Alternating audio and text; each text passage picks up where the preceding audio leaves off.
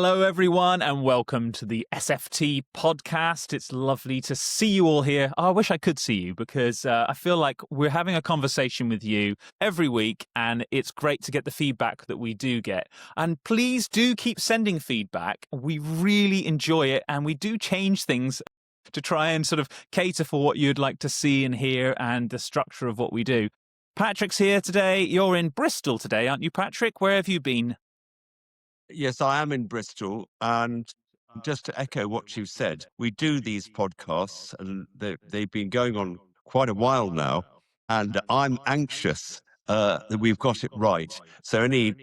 Or to get it right. And so any feedback you want to give, we will listen, I promise, because, sometimes I feel that we are skitting around and covering lots of different subjects. And other times I feel that it's important we go in deep. And today we are going to go in deep. So it'll be interesting to get your feedback about the conversation we're about to have.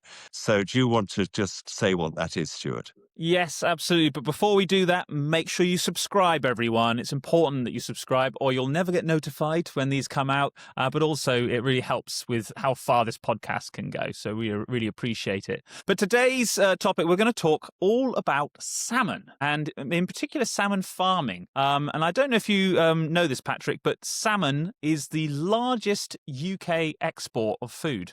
So it's a huge, huge industry in this country, or in the UK as a whole. Most of it up in Scotland, of course. But you've got tons of experience in this, going back many decades now. Isn't that right, Patrick? Well, it is. And I never expected to be able to say that, but I'll tell you the story behind it.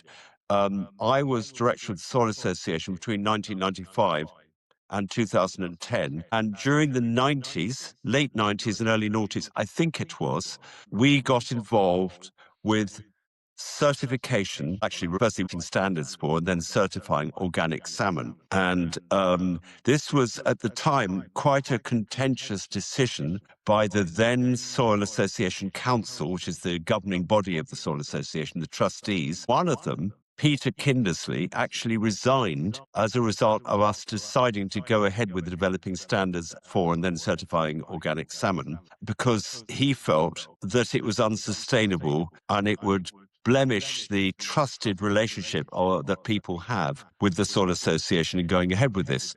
And I took the opposite view. There was a big debate about it, of course, in the Soil Association Council. The issues raised were about the welfare issue of confining migratory fish in cages, of pollution from the poo that came from the salmon pen and landed on the bottom of the ocean floor underneath the pen, of parasites, including sea lice, that tend to colonize on the gills of the salmon. And of course, with very large populations in cages, that gets to be a bad problem. The sustainability of the feed and the effects of feeding plant-based food from the land to salmon and whether that would affect their nutritional integrity. I could go on.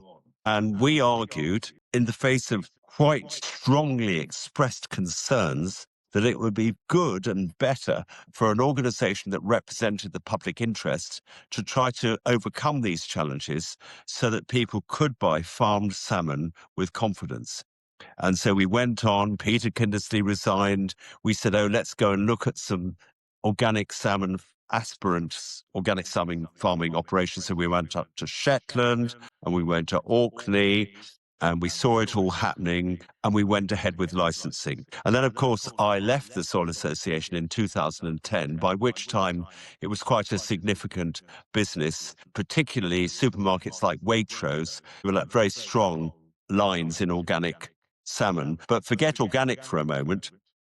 Farmed salmon has become one of the most consumed and trusted forms of protein today. So that is the background to my experience in salmon farming. And until very recently, I thought it was a good thing, notwithstanding the challenges and the compromises along the road. Well, do you think, what was the reason for going ahead with that in the first place, though? Was it because of the pressures on wild stocks of fish? Because, we talk about organic as sort of almost being as natural as possible, but then you can't get obviously organic certified wild fish. So why did you go down that road of trying to certify farmed salmon in the first place? Well, it was the same, really. Is what if you think about us emerging from being hunter-gatherers, which I guess is, fishing the seas with a rod or in a sort of primitive fishing boat, to being farmers on the land. That was a process which emerged over thousands of years, and we got better and better at it when we sort of stopped being hunter-gatherers or nomadic pastoralists or whatever. And then we stayed where we were, and we started to till the soil and grow crops and then adapt the varieties of the crops and the animals that we grew until, for instance, the poultry we have today are distant relatives of the wild poultry, as are the turkeys or the cattle or anything else that you can think of, including, of course, all the crops that we consume. They have wild relatives, but they were much less lower yielding. And we've used our knowledge of plant breeding and animal breeding to domesticate and change the nature of the crops and the animals so that we can eat them. And I argued, and we won the argument at the time, that aquaculture, particularly marine aquaculture, was in its infancy. So if you think back to whenever it was that the people started doing primitive farming, was it a couple of thousand years ago, whenever it was, and we became settled, it varied when we started. Surely, if we were only at the beginning of marine aquaculture, it'd be worth a shot to see if we could get better at it. That's what led us in.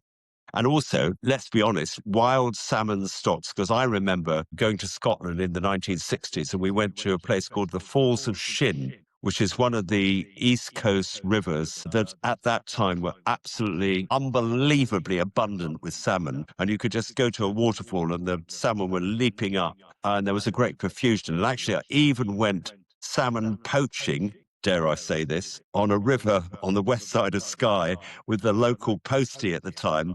And we went after dark with a net.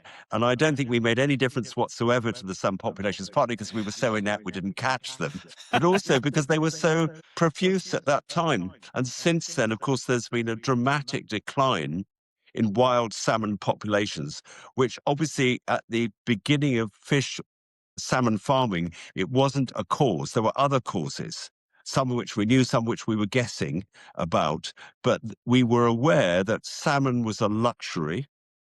And the proposition was that if we could domesticate the salmon and farm them in a sustainable way, this would become a really good and acceptable form of fish protein. Well, it certainly has become that exactly what you thought it might become. It's an enormous industry, as we just talked about. So, but we kind of got to look about why are we talking about it today? Like, what's the problem? Is there a problem? And just tell me about. So, I'm just looking at this letter here. Actually, it's only a week ago. Actually, it's a letter to the Soil Association, and it's from a number of different actors, including Dale Vince, Guy Sing-Watson, Chris Backham, and Hugh Raven. And it's all about how they don't believe that salmon can be sustainably farmed anymore, and they think it shouldn't be under any organic standards whatsoever. So what's your kind of feedback on that? Well, actually, as you rightly say, that's the hook for this podcast. And it's apparently gone pretty viral on Instagram. Large numbers of people are signing up to this. I just spoke to Darina Allen in Ireland day before yesterday, and she said she'd signed the pledge, as it were. And they're an interesting collection of people. I don't know Chris Packham personally, but I guess it's unsurprising he might have signed that letter to Helen Browning. Yes. But interestingly, Hugh Raven, who is an old friend of mine and lives on the west coast of Scotland, he was really one of the instigators of organic salmon farming, as was I. And it says in this letter that he now feels ashamed that he's put his name to it. Now, that's a very strong thing for Hugh, who's an extremely bright man, very well aware of all the issues, and led the charge on the development of organic salmon farming standards. For him to say that is really significant. And then, of course, people like Guy Sing-Watson, famed of Riverford box schemes.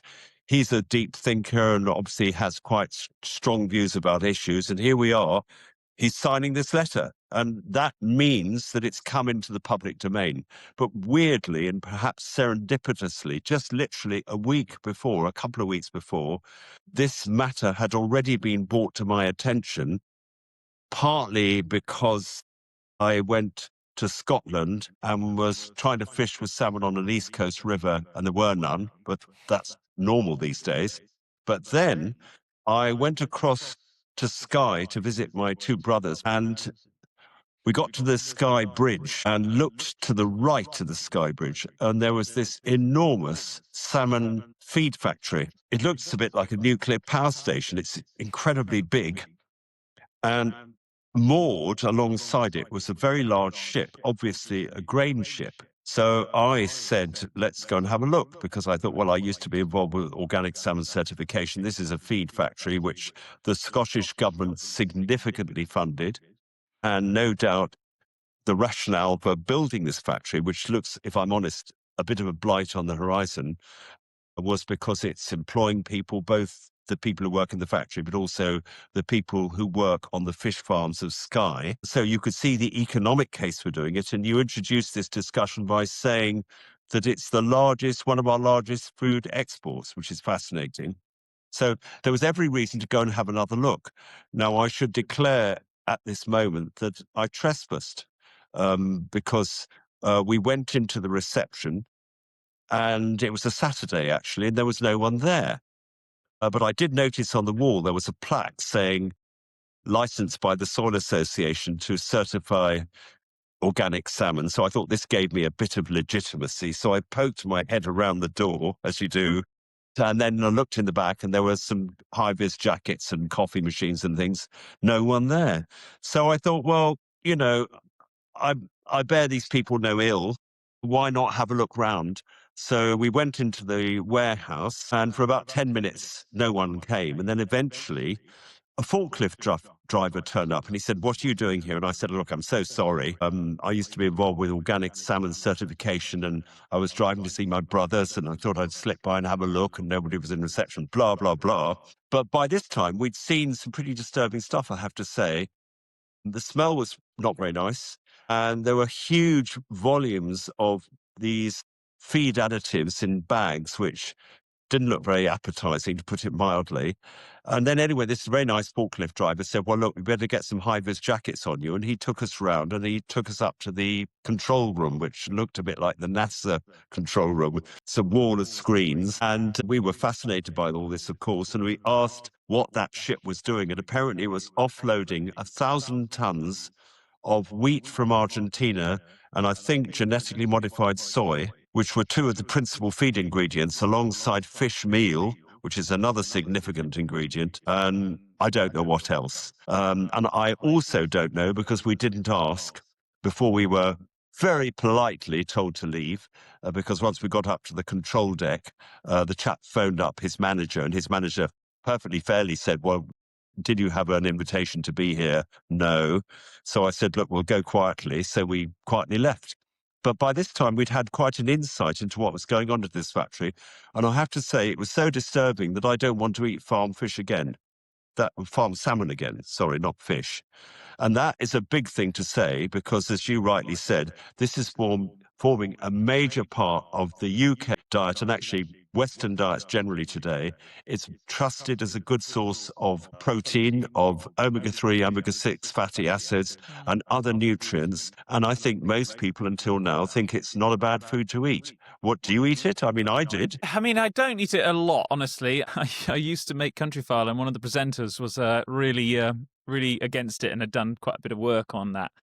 And he sort of said, "You shouldn't be eating that." And I was like, "Oh, okay," and told me why. And then I haven't eaten a lot since, honestly. I don't really like farmed salmon particularly. It's not, the texture's not very nice. But anyway, but I guess the problems around it do sort of come into the feed mostly, don't they? And that's obviously where you were, in a feed factory. And you mentioned... No, I'd say not. I'd say it's not. If it was just the feed, that would be challenging. But surely, as with chicken farming, just because most of the chicken that most people eat today isn't very good, it doesn't mean to say that you can't have proper chicken farming. That is exactly the thought I had, until I have been thinking about this more in the last few weeks, that we should do the same with salmon. And that's what I thought back in the 90s and the early noughties, when we were involved with certification. We thought, well, the sustainability of the food is a key issue. We must make sure it is sustainable. And now I'm thinking, well, now I know, because I've read books and done some more research, that a lot of the fish meal comes from krill,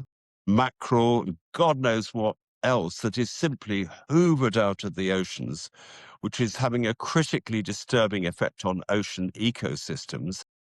And is it really right for so much of the salmon diet to come from, let's be honest, intensively produced grains and other land-based farming systems, when even though the conversion rate of the feed into the salmon is apparently quite so-called efficient, if you add all the external costs to the production and the shipping it across from Argentina and everything else, doesn't sound very good to me. But if that was the only problem, we could just get to work on it and improve the sustainability of the fish sourcing. But that's only the beginning.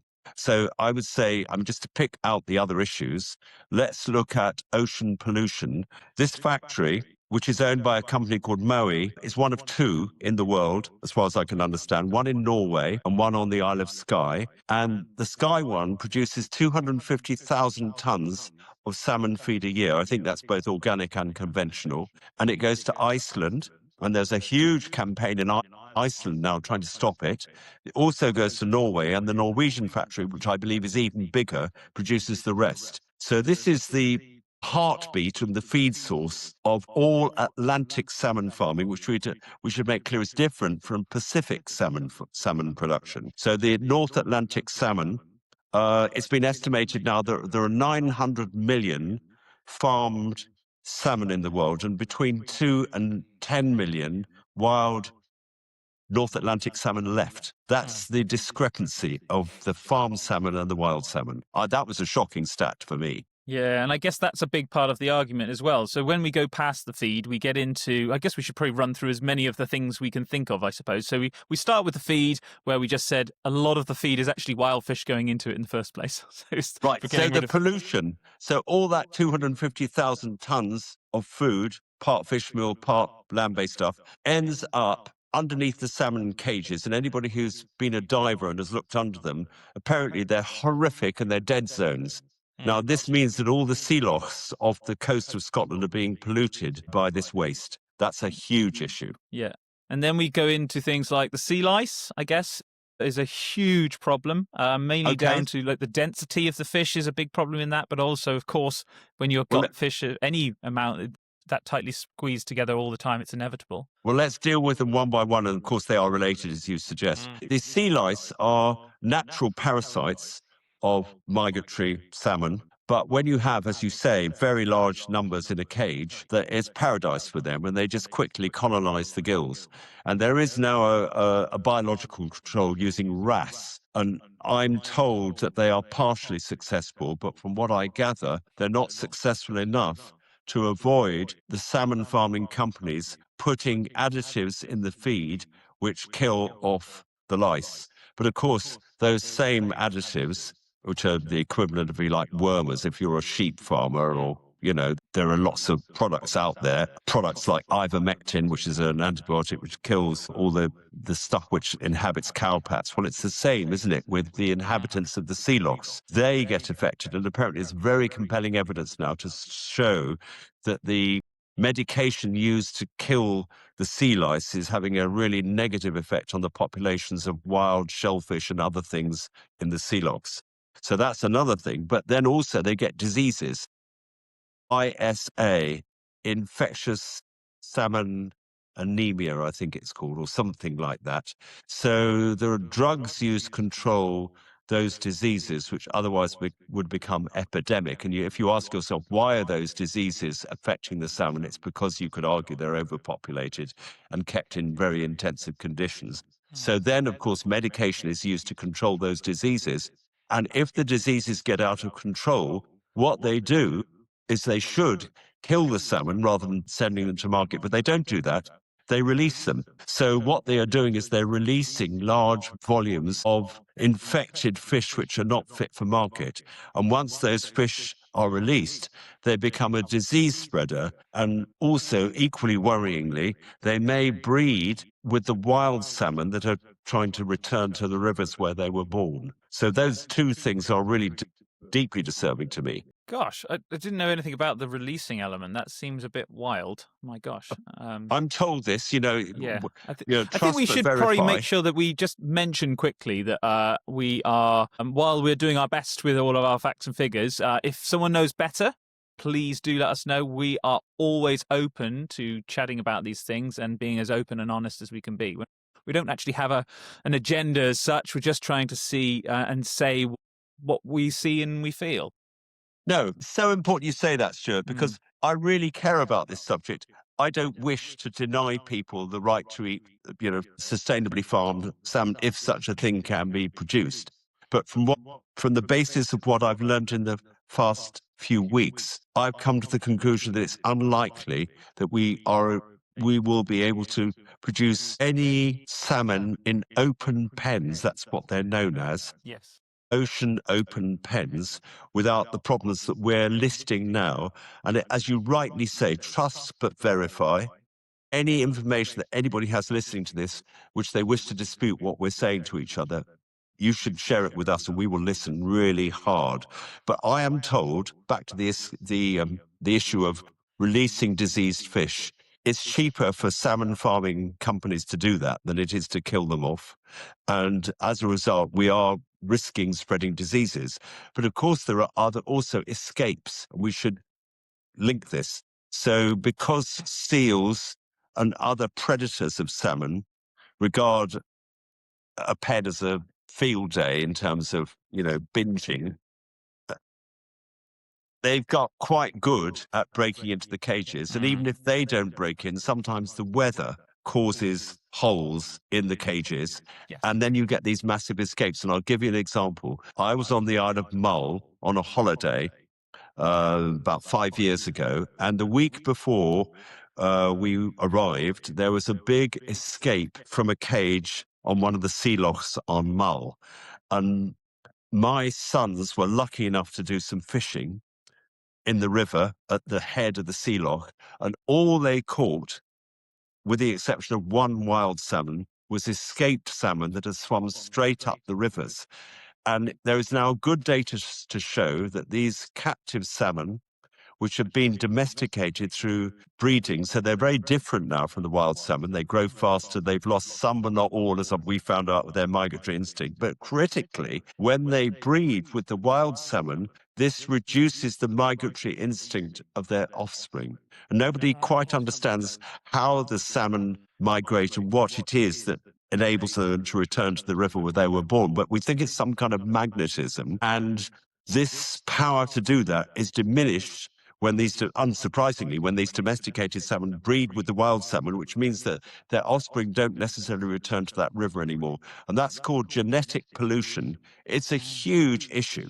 And you think about 900 million farm salmon, 2 to 10 million wild salmon, it's hardly surprising if you get the escapes. And I'm told that the escape issue is vast. Well, it's something that is so controllable on land. There's control over these things.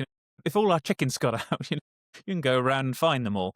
But that is the trouble with the sea. It's a wildly enormous thing, and our effects on it, we just are only just beginning to learn in so many ways. Whether it's pollution of plastics or fishing as a whole, but this Right. sort of farmed element is a next level that I think there's a lot more work to be done if this type of thing is to carry on at all.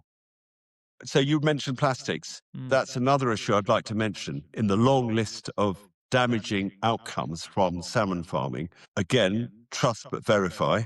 I am told, and you can check this out, that there are currently no regulatory requirements on any fish farming companies to dispose of their plastic through recycling. And I'm also told that because there is no regulatory requirement, this means that all the plastic from all the fish farms is currently just dumped in the oceans. And if you do the maths and you calculate the total amount, the volume of that plastic as a percentage of what is currently polluting the oceans and causing these plastic zones in the Pacific, fish farming may even be one of the biggest culprits, one of the biggest plastic polluters of the oceans. And then if you add that, the nets of the wild fishing companies, similarly, they don't have any mandatory requirement to recycle their plastic. It looks as though those two sources are the biggest global sources of ocean plastic pollution. And I hadn't even thought about that until very recently. I mean, I imagine a lot of the fish farms would probably dispute that they would dump all of their plastic straight into the oceans. But I'm sure, particularly, and it's not even just here we're talking about either. We must think of this as it is a global issue as well. And there's lots of fish farming around the world with similar issues. And, it's something where if the UK is to find a way of making it work and being sustainable, it should be a global leader in this field too. Well, But it should do you be. think it is something that we can keep? Or do you think it just has to go? Because it's 12,000 jobs. It is our largest food export. What do you think? Well, I'd like to think that there's a way through this, and there is a possible alternative, which is land-based contained salmon farming, where you would suck the water out of the oceans or equivalent, and then you would have a completely contained system where there would be no possibility of pollution because you would process all the waste and then use it for whatever, fertilizer or something, and you would have no possibility of disease outside the contained system, and hopefully you will be able to control that through management rather than drugs, which worries me very greatly because some of the drugs and the additives that are being used are not nice and probably getting into our bodies through the farmed salmon. And if we could overcome those problems and also overcome the problem of genetic pollution, which would obviously be a much reduced risk if the cages are on the land, and we don't mind about the welfare, which, by the way, we haven't mentioned. You mentioned it and I didn't pick up on it. Do we think it's right to control a migratory fish and keep it in a tiny cage? It's a bit like battery chickens, isn't it? The battery chickens got banned because we cared. Do we care that much about migratory salmon as well? Even though the domesticated version has a less strong migratory instinct, it still has plenty left. So you add all those things together and you say, well, could all this be worked through on a land-based alternative to ocean farming? And the answer is maybe. But it's bound to cost a lot more. And I would think it's almost undeniable that the scale to which we are currently producing salmon, which has become almost a ubiquitous part of our diet, would be way, way lower. Because I remember when I was a child, salmon was an absolute luxury. You ate it very occasionally. Rich people ate it more than poor people. And that was just how it was. And it was a bit like that with chicken, actually. So the question is, we've got so used to it, are we prepared to do without it? And there is, by the way, a campaign called Off the Table. Have you heard about that? It's basically people saying either I won't have it on my table, or in the case of a restaurant I went to with somebody who was equally passionate about this the other day, and he said to the waiter, I see there's salmon on the menu. Where does it come from? And the waiter said, I've no idea. And I do this a bit with, beef and chicken and stuff like that. And they always look a bit bemused and they think, it's a bit rude. You don't want to be rude to a waiter because they're just doing their job. So he said, very rightly, I'll go and check in the kitchen. And he came back about 5 minutes later and he said rather proudly, it's from Norway. And of course, that was the worst answer he could have given because there's one company, Moe, which now really are by far and away the largest producer of farmed salmon in the world, including the feed. And so the chap I was with said, look, don't mean to be rude, but you sure this should be on your menu? And that is off the table. So it's like either people saying to people who serve salmon, you shouldn't be doing this anymore, or taking personal decision to exclude farmed salmon from your own diet. Wow. Okay, it's good because I think, people listening, we're all in the same boat where it's like, gosh, can we eat anything anymore? I know. It's so hard. Yes. And you feel like, oh gosh, now we've lost something else, which I really like. And it is very, very hard. And also they want to do good. And then you shouldn't have to go and learn everything off your own back all the time. So just talking to each other about it is a great way to try and find better solutions. But it does feel like, surely, I like fish. I love eating fish and I want to keep eating fish. So I kind of think I've been trying to work out what's the better option. And I guess probably a lot of the fish that are fed as feed to salmon in the wild, this is a huge problem in wild catches. There's a lot of the stuff people just don't eat. So I guess a lot of the time, don't get me wrong, you're never going to get the supermarket giving us 100 different types of fish, but probably, I guess that big bag of white fish, which is a random mix of random fish, is probably a good option in many ways. I don't know. Yeah, and it's great you say that because lest this be sort of doom mongering discussion. All I love fish too. And funnily enough, we had a straw poll of SFT staff the other day on our Zoom, Mm. and I just said, who amongst us has regularly eaten farm fish until now, organic or otherwise? And I put up my hand, as did most of the others, not everyone. And I think that's just normal. Most people think it's a really sustainable and acceptable source of nutrition. And so this is a huge issue. And what should we eat if we are asking the question, oh my God, what can I eat these days? Which is a legitimate response to this rather sobering discussion. And I think your answer is right. I think, recently mackerel was withdrawn from Waitrose shelves, and I think very responsibly, because I heard an interview with Charles Clover, who wrote the book The End of the Line, who's also the founder of Blue Marine, which is a great charity, and one of our board members of the Sustainable Food Trust, Arlo Brady, is the chair of Blue Marine, and they're focusing mainly on ocean protected zones around the edge of coastlines where there can be nurseries for fish. But he was commenting and saying, well done, Waitrose, because actually, unfortunately, the stocks of mackerel have been fished out to such an extent that we can't eat it anymore. But why? And I suspect that part of the reason for that is because these mackerel are being fed to salmon. So that cannot be right. Don't you agree? Well, I remember when I was a kid, I lived right by the sea. I used to go out on a little boat all the time. We'd row on out there. And I remember one day we caught so many mackerel, me and my friend, we were only like 13 or whatever. We caught so many mackerel that we couldn't fit them in buckets anymore. And they were just hundreds across the bottom of the boat, and we were just bringing them in with a hand line. And now you go out there and you might spend 2 or 3, 4 hours and you might get 3. And that's the reality of the fish stocks of mackerel. And it is the same about all of these different things. When we get a taste for something as a population, we go crazy for it. It was the same with cod. And then climate change really comes into the mix. I made a film many years ago about the continuous plankton recorder study. It was in Plymouth. And it's one of the longest ongoing marine research projects in the world, actually. And they basically take this recorder towing behind loads and loads of massive ships around the world, many, many thousands of miles every year.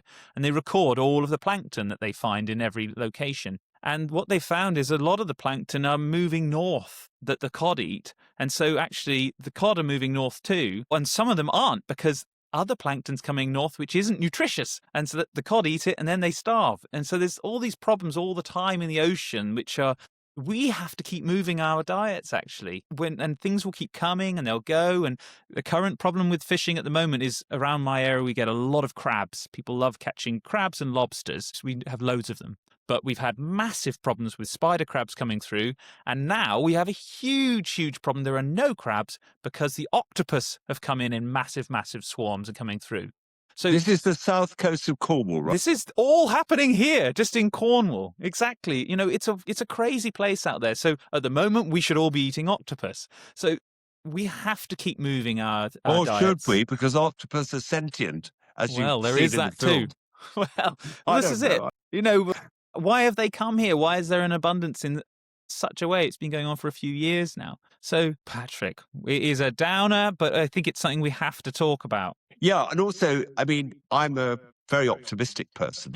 And the reason for the existence of the Sustainable Food Trust is we wish to explore and develop truly regenerative and sustainable farming and ocean food systems. Land and ocean, they're sisters. And we think that measurement of the impacts of different farming practices on climate, on nature, and on people, which is we've spent the last 7 or 8 years developing this framework, which we've called the Global Farm Metric. We need to measure these impacts. Well, what really occurs to me as a result of this conversation is that if we could have an equivalent ocean framework of measurement, which everyone used and which all fishing companies had to report against, what are the impacts, whether it's fish farming or wild harvesting of mackerel, anything on climate, nature, and people, then we could preferentially purchase fish or land-based products from those systems which had high sustainability scores. So our pledge to you is that we will continue to do this work because we're determined and we're convinced that it is possible to produce and consume food from farming, and ocean-based systems which work in harmony with nature. Well, I think that is optimistic, and I think we have to come with solutions. And I think there are out there, whether it's in the system we have now and changing it, or whether it's coming up with a whole new system to try and make things so that we can still eat fish if we want to, things like that. So I'm really pleased that we've brought this up. I hope everyone at home is. Patrick, do you have anything to add before we let everyone go? Because I think we've talked a lot about salmon. Yeah, we have. And I'd like to apologise to Moe if they're upset about this. But I do believe in transparency. It's a bit like abattoirs. They've all got to have cams in them, webcams in them now to show what goes on. I believe in transparency. Although I apologise to Moe, I hope they'll agree that although it wasn't a deliberate vandalistic act of trespass, I was only wanting to find out what was going on. And I hope that the forklift driver, who was very kind to us and got a new job and really likes it, I hope he doesn't get sacked, because he was perfectly kind.